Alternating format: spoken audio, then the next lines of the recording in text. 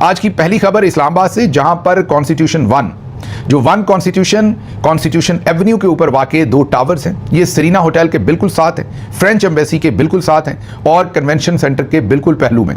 ये एक ऐसी बिल्डिंग है जिस पर पिछले 20-25 साल से वहाँ पर एक तनाज़ा चल रहा है। तनाज़ा ये था कि ये जगह, जैसे पिछले व्लॉग में भी बताया, कि लीज़ पर ली गई थी।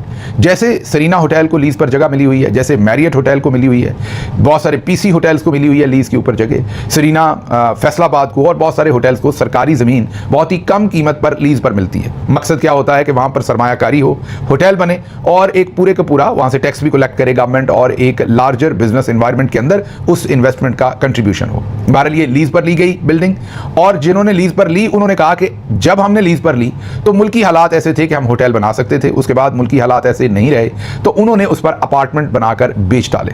अब ये किया तो गलत गया कानूनी तौर पर, क्योंकि अगर ऐसे हालात नहीं भी रहे थे तो उन्हें इसे रेगुलराइज पहले कराना चाहिए था, फिर अपार्टमेंट बनाने चाहिए थे। लेकिन इतनी बड़ी बिल्डिंग बन गई, मतलब 2 बड़े बड़े टावर्स बन गए। ऐसा तो मुमकिन नहीं है कि जब ये बन रहे थे तो ये रातों रात बना दिए। कोई माचिस की डिब्बी तो है नहीं कि किसी ने ला के रख दी। सोचिए ये अपार्टमेंट्स बन रहे होंगे, बड़ी बड़ी यहाँ पर मशीनरीज लगी होंगी, सब कुछ मटीरियल आया होगा। उस वक्त सीडीए कहाँ था जिसने इस सारी चीज़ के ऊपर एक्शन लेना था? किसी ने एक्शन नहीं लिया। अच्छा चलें छोड़ दें, ये टावर बन गए। टावर जब बन जाते हैं तो उनको होटल भी बनाया जा सकता है शुरू में, अब तो खासी तोड़फोड़ करनी पड़ेगी। खैर अभी भी एक सोल्यूशन दे सकते हैं जिसमें बिल्कुल कोई तोड़फोड़ नहीं करनी पड़ेगी, इसी को होटल में कन्वर्ट किया जा सकता है बगैर किसी भी तोड़फोड़ के। एज इट इज़ ये जो दोनों टावर्स हैं इनका होटल बन सकता है, लेकिन अगर कोई बनाना चाहे तो वो आगे चल के आपको बताते हैं कि कैसे। बहरहाल मुख्तसर बात यह है कि उस वक्त सीडीए ने कुछ नहीं पूछा और सीडीए ने बिल्कुल इंटरवीन नहीं किया। जाहिर है पैसा खाया, रिश्वत खाई और रिश्वत दी गई होगी और रिश्वत ली गई होगी, वरना जब ये अपार्टमेंट बने चले तब तो ये भी आप कह सकते हैं जी पता नहीं लगा अंदर होटल बन रहा है कि अपार्टमेंट। हालांकि ऐसा नहीं है, लेकिन चले बन गए। उसके बाद ये कोई छुप के थोड़ी बिके, ये किसी आम लोगों ने तो नहीं खरीदे, सभी इसके अंदर महंगे महंगे अपार्टमेंट से। जाहिर है जब ये बिके तो अब सारे लोग तो जाकर, आप जब लाहौर में डीएचए के अंदर भी आपको ये पता हो कि बहुत सारे मासूमीन को कत्ल करके उनकी ज़मीन हथियाई जाती है, क्या आपको ये पता है?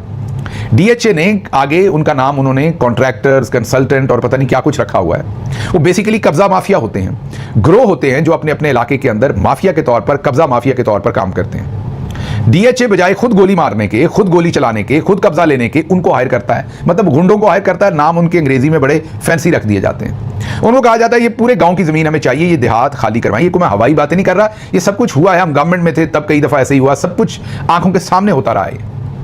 उसके बाद डीएचए क्या करता है कि वो उनको जब हायर कर लेता है तो वो जो गुंडे होते हैं लोकल, उनको वो बताते हैं कि ये ज़मीन हम आपको इतने पैसे देंगे फी एकड़ के।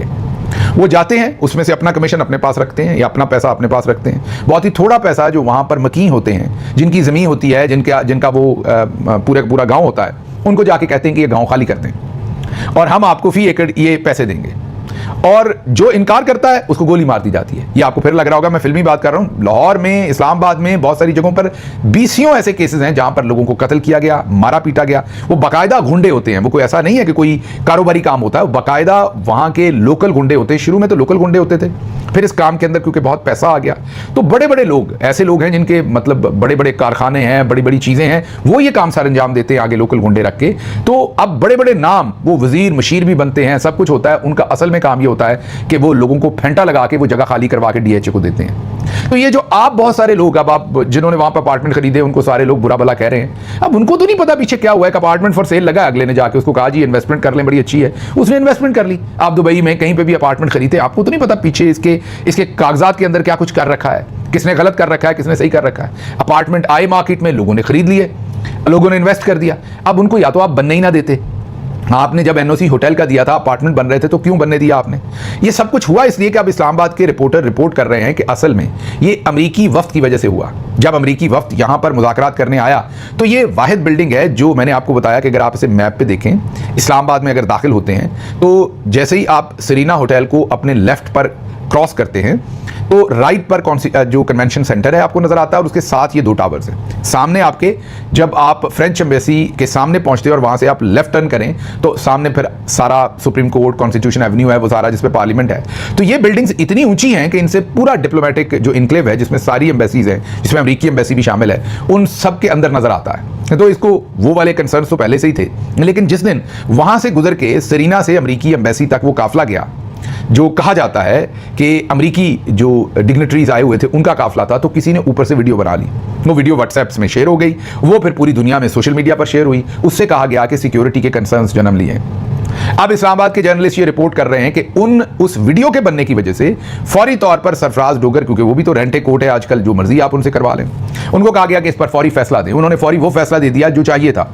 और फिर वही जो पुराना लीज का मसला है कि यहाँ होटल बनना था। अब ये भी समझिए कि वो मसला भी जेन्युइन है कि जब होटल बनना था तो होटल तो एक प्रॉपर्टी रहनी थी ना, उससे जब मर्जी खाली करवा लें आप। जैसे अब पीसी होटल है, उसकी लीज खत्म होती है, सेरीना होटल फैसलाबाद है, उसकी लीज खत्म होती है। पिछले दिनों सवात के अंदर सेरीना की लीज खत्म हुई थी, सेरीना उसे छोड़ के चला गया था, उन्होंने वहां पर कब्जा नहीं कर लिया था, वो जगह दोबारा खैबर पख्तूनख्वा की गवर्नमेंट को मिल गई है। लेकिन जब आप इतने सारे अपार्टमेंट बेच देंगे तो हर अपार्टमेंट का जो मालिक होगा वो तो वापस नहीं करेगा, वो जगह तो हमेशा के लिए चली गई।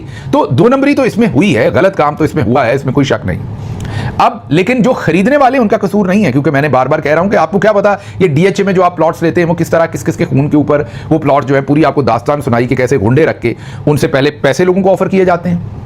वो अगर पैसे नहीं लेते तो फिर उनको कत्ल कर दिया जाता है या मारदाड़ की जाती है, बाकायदा उनके घरों में दाखिल होकर उनका सामान बाहर फेंका जाता है, उनकी औरतों को मारा पीटा जाता है। कोई मीडिया की कवरेज नहीं होती, कुछ ऐसा नहीं होता। हाँ, ये बात दुरुस्त है कि 80-90% लोग पैसे लेके ही चले जाते हैं, उनको मारधाड़ नहीं करनी पड़ती। उसकी वजह यह है कि वो लुक्रेटिव पैसे ऑफर किए जाते हैं। जो 10-20% कहते हैं कि हमने अपनी जगह नहीं बेचनी, उनको फिर मारा पीटा जाता है। और उसमें मैंने आपको कहा क्योंकि डीएचए होता है तो इसलिए मीडिया भी उसमें इन्वॉल्व नहीं होता। तो बहुत सारे घरों में जहां पर आप बड़े इखलाकी म्यार अपने साथ रखते हुए बड़े कोजी बिस्तरों के अंदर अपने बच्चों को सहलाते हैं, सुलाते हैं, खुद भी सोते हैं, वो किसी के खून पर बने हुए हैं, वो किसी की मर्जी के बगैर उसकी जगह छीन कर उसके ऊपर वो बनाया गया है। आपको सब कुछ गजा के अंदर होते हुए नजर आता है। आपके अपने मुल्क के अंदर भी जब भी किसी से जबरदस्ती उसकी जमीन छीनी जाती है तो वो कोई भी छीनने वाला हो उसको कब्जा माफिया ही कहा जाता है, उसको जालिम ही कहा जाता है। तो आप भी बहुत सारे ऐसे घरों में जहां रह रहे हैं वो ऐसे ही कब्जा किए हुए हैं, तो पहले ज़हन में ये रख लीजिए। अब यहां आ जाते हैं वापस। तो अब ट्रिगर हुआ सब कुछ उस वीडियो से, वो जो बनी, और उससे गवर्नमेंट ने कहा कि ओहो ये तो हमारी सिक्योरिटी को कंप्रोमाइज कर दिया गया, हमारे अमेरिका नाराज ना हो जाए।